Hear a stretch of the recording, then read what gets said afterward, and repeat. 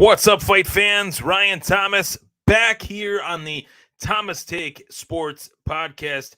In case you are living under a rock, today is a big day. The point in which this show is recorded, this is a pre-recorded edition of the Thomas Take Sports Podcast. And at the point in which this was recorded, we're looking at Sunday AFC divisional round between the Buffalo Bills and the Kansas City Chiefs. I will be putting this out as of the day that it is recorded, but I wanted to pre-record it because I got some stuff I got to do. In the words of Jack Black, I got some stuff I got to do from School of Rock. That's the School of Rock reference. All right.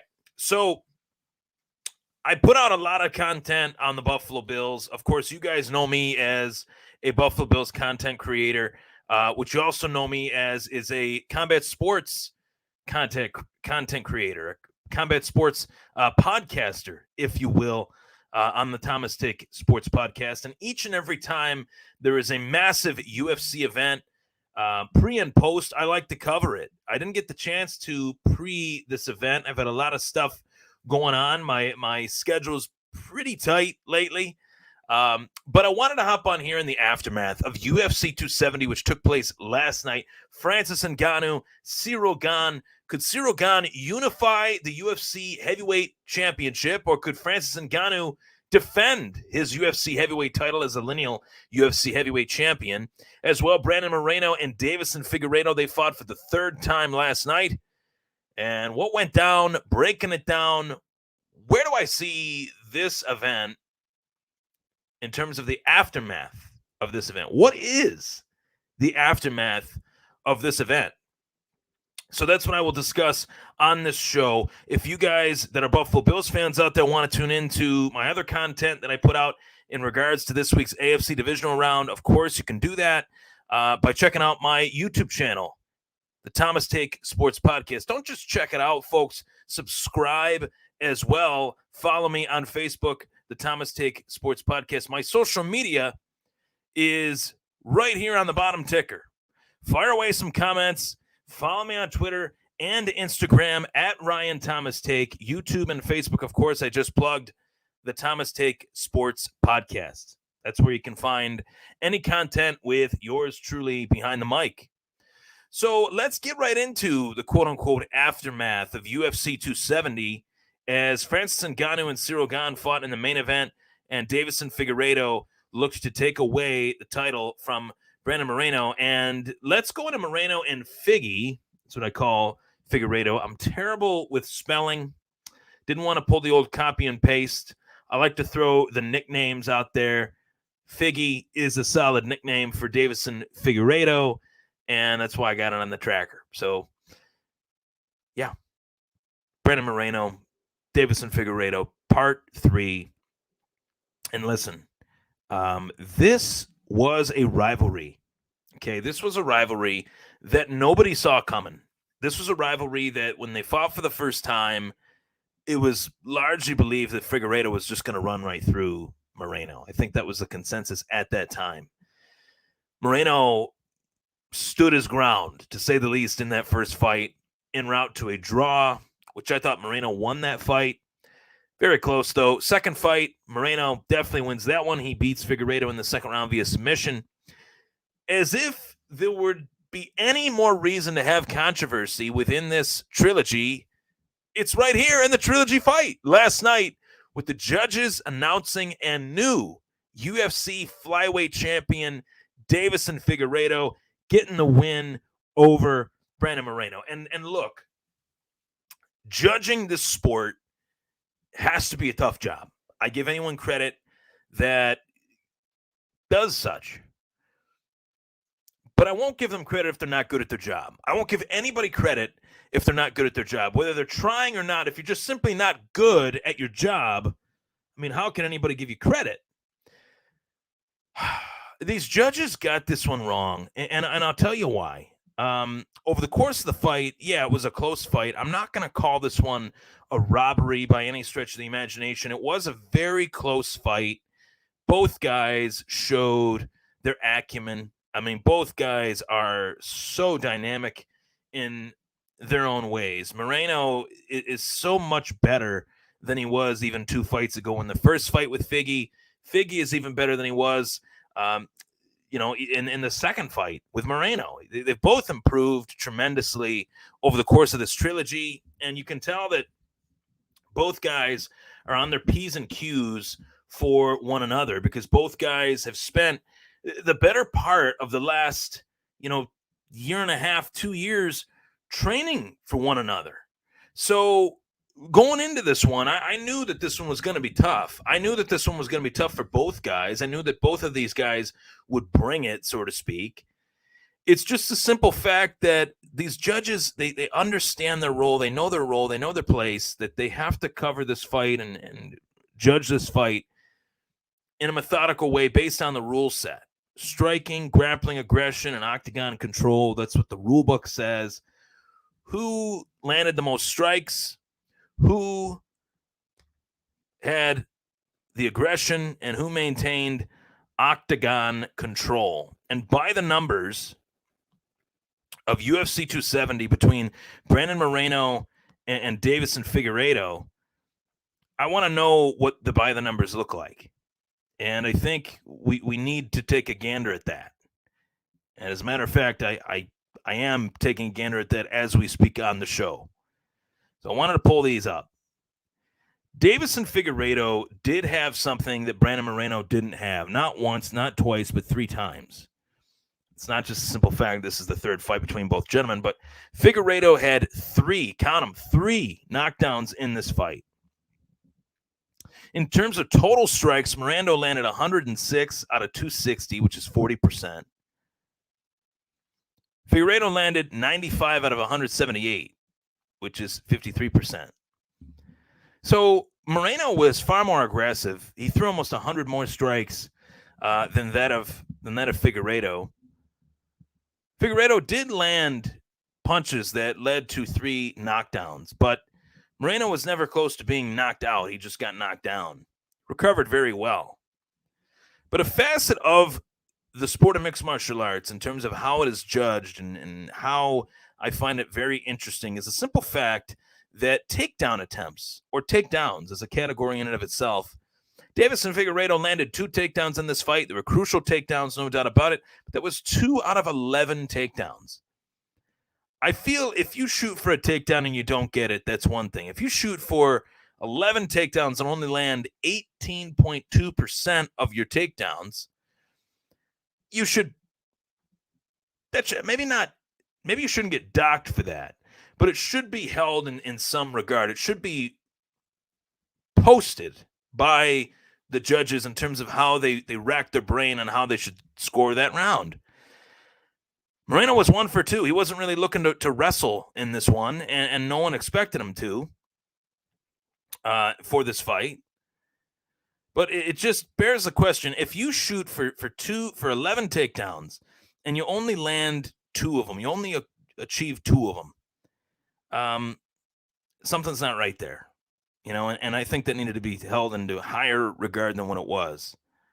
The question is, now that Brandon Moreno and Davison Figueiredo have fought 3 times, both of them have fought 3 very close fights against one another. Just in terms of what I thought Moreno won the first one. That was a draw, which meant Figueiredo retained. We're 1-1 now. 1 win for Figueiredo, 1 win for Moreno, and a draw for ultimately Figgy, who retained in that first fight.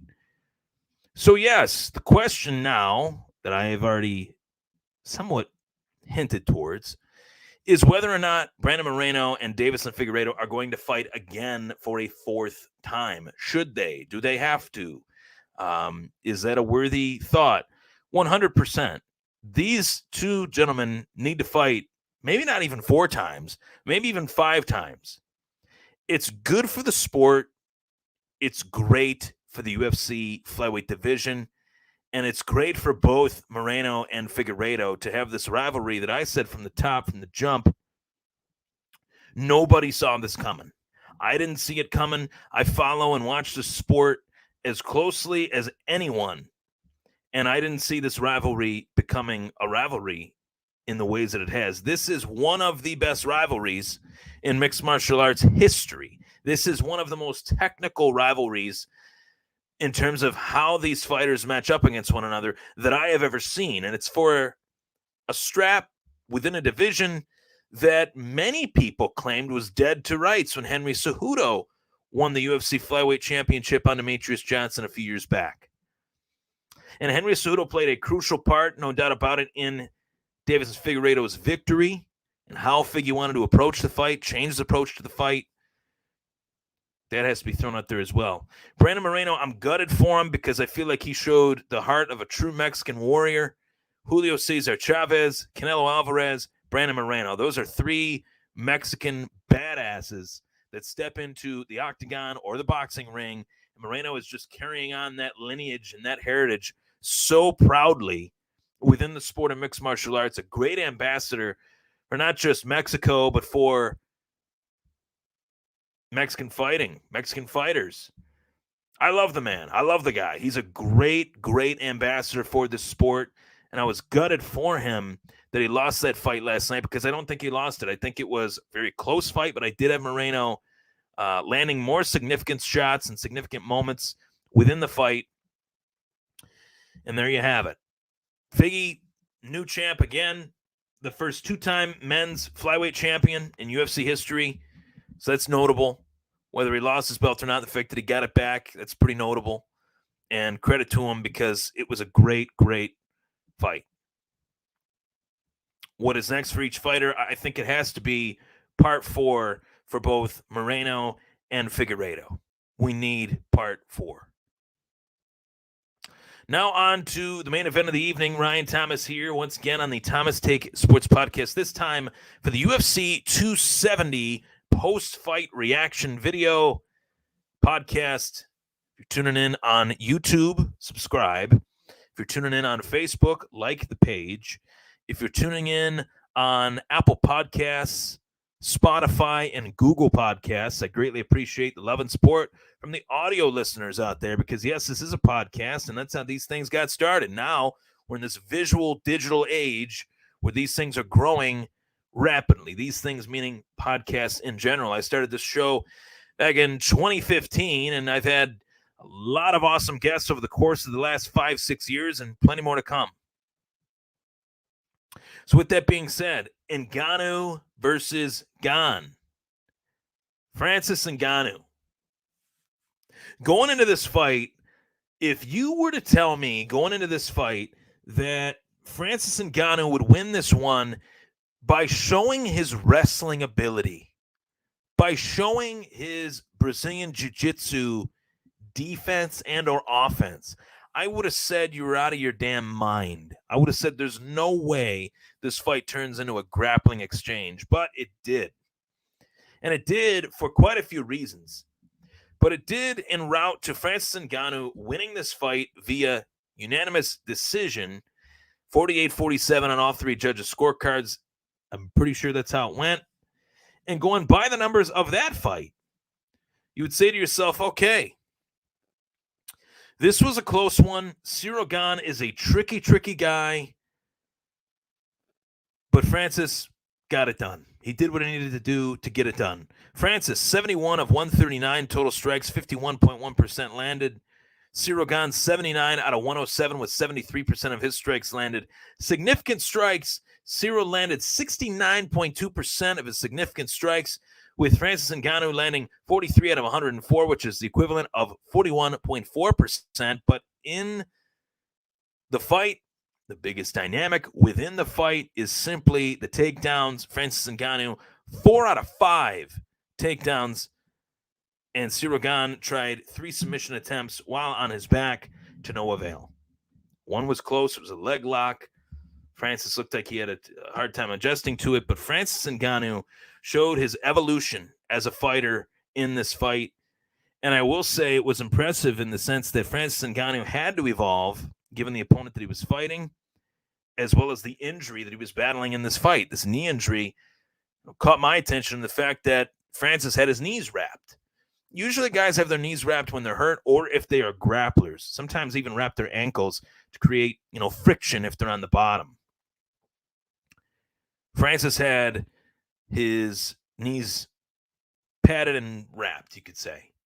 And I thought, well, that might mean that Francis might look to take this to the ground, or if Gane decides to take it to the ground, Francis will be ready for it with the, knee pads on. He won't be, wearing his knees down on that hard canvas. It'll be able to use those knee pads, and for the folks out there that aren't wrestlers, you use those as like a springboard and to protect yourself. But it is in a way its own version of bending your own rule. Everyone's allowed to do it. Few do. Francis did for this fight, and it worked. It simply worked. Now, I will say this knee injury, I think, impacted Francis not just within his strategy within the fight, I should say, but also with how he paced himself or how he didn't pace himself. The first round, I think he was just trying to end it in the Francis Ngannou form and fashion. And beyond that, he realized, okay, my knee is really banged up. I got to get this, just neutralize this man, win on points, win this fight, go home with my belt. That's what I'm looking to do, however I do it.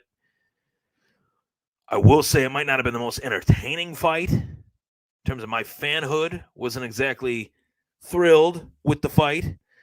But Francis had to do what he had to do to win, and that's what this is about. In the process, if you can entertain some fans in the process, that's great too. But Francis did what he needed to do. He won the fight. He got the W. And what's next for each fighter? That's a huge question right now in the sport of mixed martial arts for Francis Ngannou, because I feel like Francis has this very bitter, salty relationship with the UFC. And I don't know if it's quite because of him or if it's because of Dana White and the brass within the UFC, maybe even both. I mean, business is business, and sometimes business can be very ruthless and tough. If you're Francis, you want to get paid. If you're UFC, you want to maximize every event that you have. So it's tough. If you're not going to pay Francis more than $1 million per fight now, and he's making $600,000 for this one with Ciryl Gane, just for show money and win money, or show money and probably win money, and then no pay-per-view points added on top of that as of now. We don't know the exact amount, but $600,000 is what he was paid up front. Tyson Fury made $30 million in his boxing match, and I know, combat sports fans will roll their eyes and say, "Oh, MMA is not boxing," but MMA fighters have fought in boxing quite often these last few years. Conor McGregor started it. Tyron Woodley, we'll just leave it at that. So Francis Ngannou could find himself within a boxing ring. I think at some point that's something that he wants to check off his bucket list. He even said that after the fight in the octagon with Joe Rogan, and I hope that he does get that opportunity because I think he deserves it.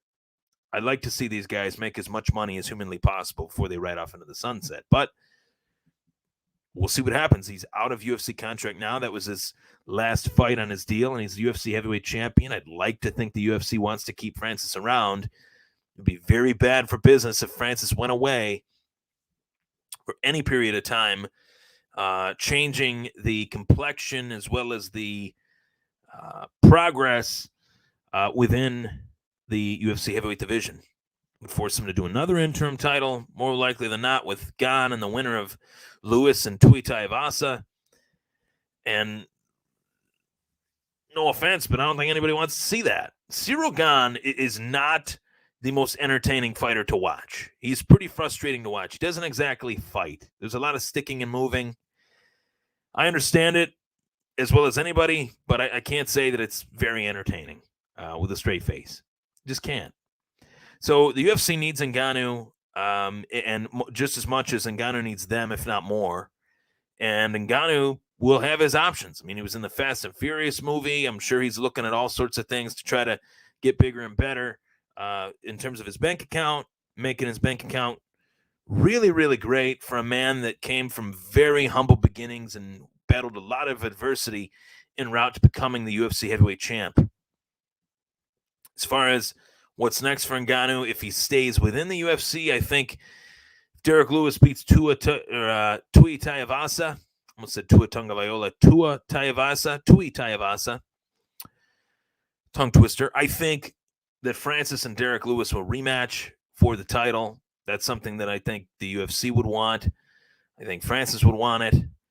Getting another win over Derek Lewis would be great for his career, and most certainly Derek Lewis wants to right that wrong in terms of the title shot.